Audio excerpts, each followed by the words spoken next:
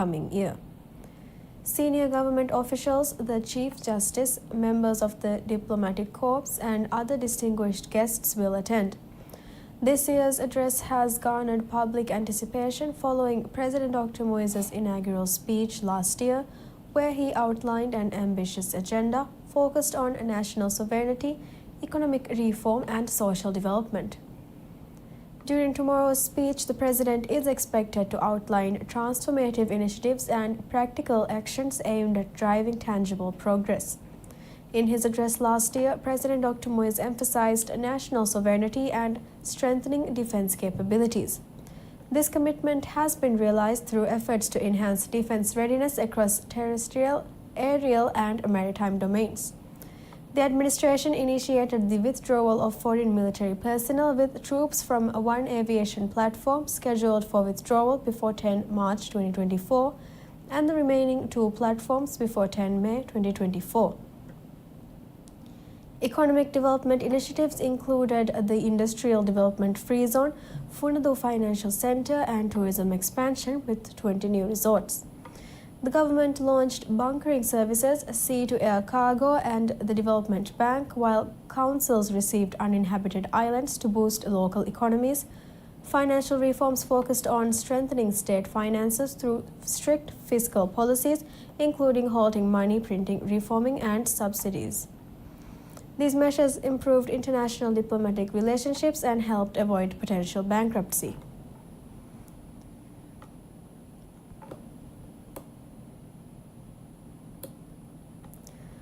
President Dr. Mohamed Moise has extended his congratulations to Bart De Wever on being sworn in as the new Prime Minister of the Kingdom of Belgium. In a formal letter addressed to Prime Minister De Wever, President Dr. Moise conveyed his best wishes for a successful tenure and expressed confidence in the new leader's ability to fulfill the aspirations of the Belgian people. And the President also reflected on the long-standing diplomatic relations between the Maldives and Belgium, which have spanned nearly 5 decades and have been characterized by mutual respect and goodwill. He reaffirmed his commitment to strengthening bilateral cooperation between the two nations and working together on global issues of shared interest. Belgium and the Maldives have maintained diplomatic ties since 1977, collaborating in areas such as trade, tourism, and environmental sustainability. The Maldivian government has expressed interest in further enhancing these relations under the leadership of Prime Minister De Wever. The Environmental Protection Agency, EPA, has raised concerns over the increase in waste generated during annual Ramadan cleaning activities, noting that waste is often left on roadsides and sidewalks, creating environmental and public health hazards. According to the EPA, not only do Ramadan cleanups contribute to the accumulation of waste, but also households and businesses also dispose of their trash improperly by leaving it on public roads. This practice results in unsightly streets, environmental pollution, and difficulties for pedestrians and commuters. The EPA cautioned that improper waste disposal poses serious health risks and urged the public to avoid dumping garbage on roads, in abandoned buildings, and public spaces. The agency advised individuals conducting Ramadan cleanups to coordinate with authorized waste management companies or the Waste Management Corporation (WEMCO) in advance to ensure proper collection and disposal of waste. Furthermore, the EPA reminded the public that transporting and disposing of waste in a manner that pollutes the environment is illegal under the Waste Management Act. The agency called on all citizens to contribute to maintaining clean and healthy surroundings.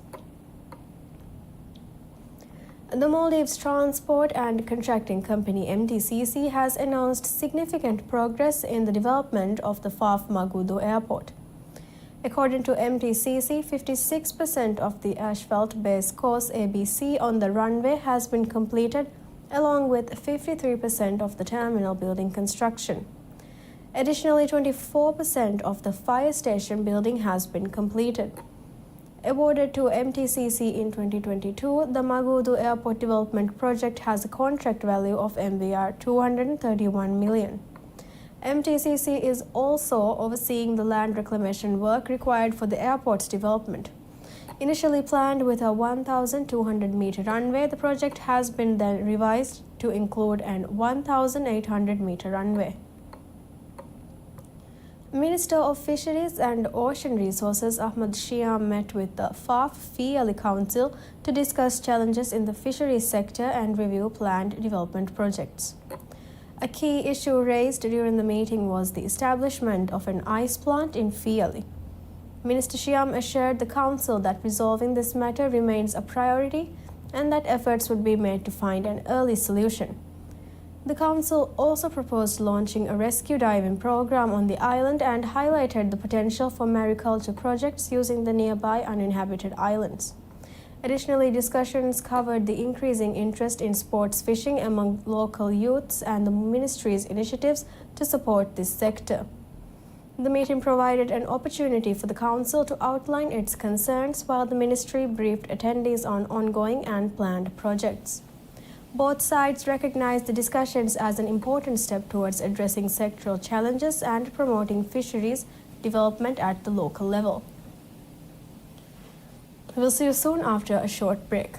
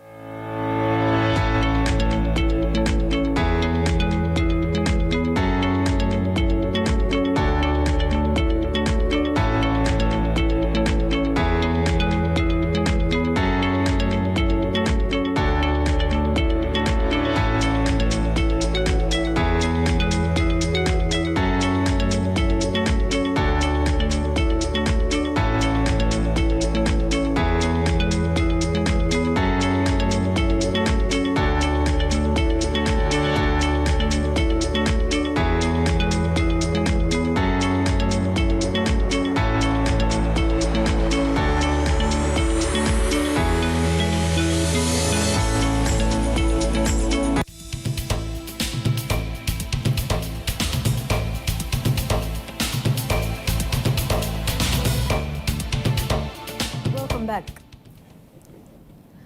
The Maldives Police Service has reported that several individuals were fined in December and January for violating the Tobacco Control Act, specifically for the possession and use of vape products following the nationwide ban on e-cigarettes and vaping devices. According to police, 17 individuals were filed for 20 violations of the Tobacco Control Act between December 15, 2024 and the end of the month. In January, an additional 12 individuals were fined in 14 separate cases. The fines come in the wake of the government's decision to enforce a ban on vape products and e-cigarettes, which took effect on December 15, 2024. Under the new regulations, strict penalties have been introduced to deter the import, sale, and use of vaping devices. Importing vaping products now carries a base fine of MVR 50,000 with an additional MVR 10,000 imposed for each device or product. Selling vaping devices results in a penalty of MVR 20,000 and with an extra MVR 10,000 for each unit sold. The possession and use of vape products carry a fine of MVR 5,000, while selling or distributing vape products to minors incurs a severe penalty of MVR 50,000. The Maldives Police Service has reaffirmed its commitment to strictly enforcing the new regulations, warning that legal action will be taken against individuals found selling, distributing, or sharing electronic cigarettes and vaping devices. Offenders will receive notifications of violations via text message, which will include a secure VarPay link for convenient online payment of fines. More than 100 drug users have been admitted into the National Treatment System as part of its special anti-drug operation launched in collaboration with the National Drug Agency (NDA) and the Maldives Police Service. The initiative, which began in October last year, aims to rehabilitate individuals struggling with drug addiction, particularly those found in vulnerable situations. Over 100 drug users have taken off the streets and into rehabilitation. The program focuses on individuals under drug influence in public areas, including those involved in criminal activities such as theft, as well as those sleeping in mosques and on the streets. Those identified are brought into the treatment system and provided with medical care, mental health evaluations, and counseling. Authorities say the initiative also helps reduce drug overdoses by ensuring people receive timely intervention and support. Minister of State for Homeland Security and Technology Lubna Mohammad Zahir Hussain confirmed that more than 100 people from both Male and the atolls have been taken in for treatment. She noted that while efforts initially concentrated on Male City, the program has now expanded to other regions. Under the existing policy, courts issue a 30-day remand order for individuals brought in through these operations. Lubna added that those requiring extended care beyond this period are given access to further treatment through residential and community-based programs. When the government took office, more than 700 people had been sentenced to treatment. That number has now been reduced to 150, according to Lubna, who also serves as the chairperson of the NDA.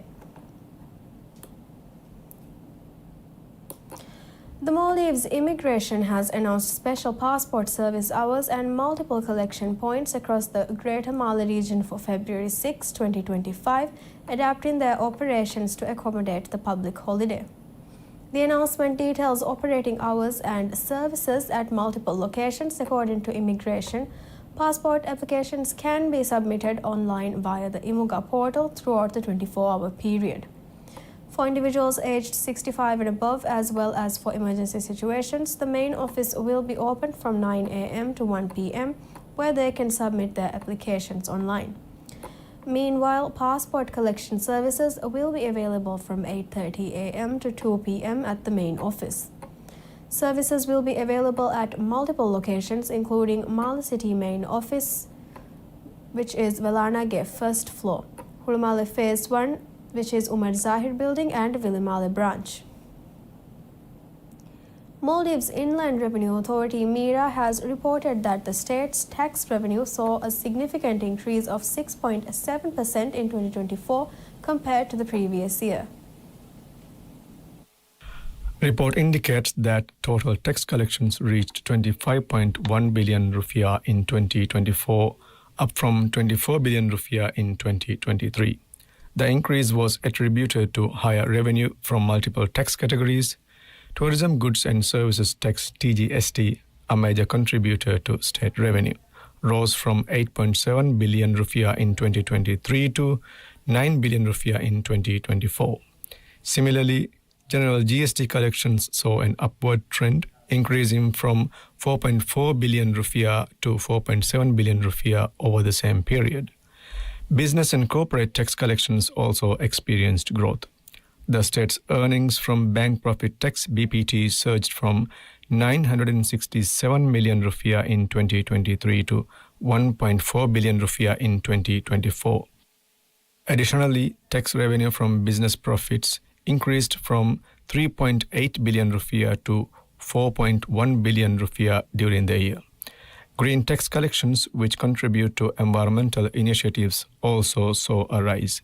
In this regard, in 2023, the state collected 999 million rupiah in green tax, which increased to 1 billion rupiah in 2024. Revenue tax collections followed a similar trend, climbing from 350 million rupiah in 2023 to 390 million in 2024. MIRA has continued its efforts to ensure compliance with tax regulations, including measures to strengthen tax enforcement. Under new amendments, the authority now has the power to withhold funds from bank accounts under specific conditions. Previously, such actions could only be taken 60 days after the tax payment deadline had passed. However, the revised regulations allow immediate actions following the issuance of necessary notices.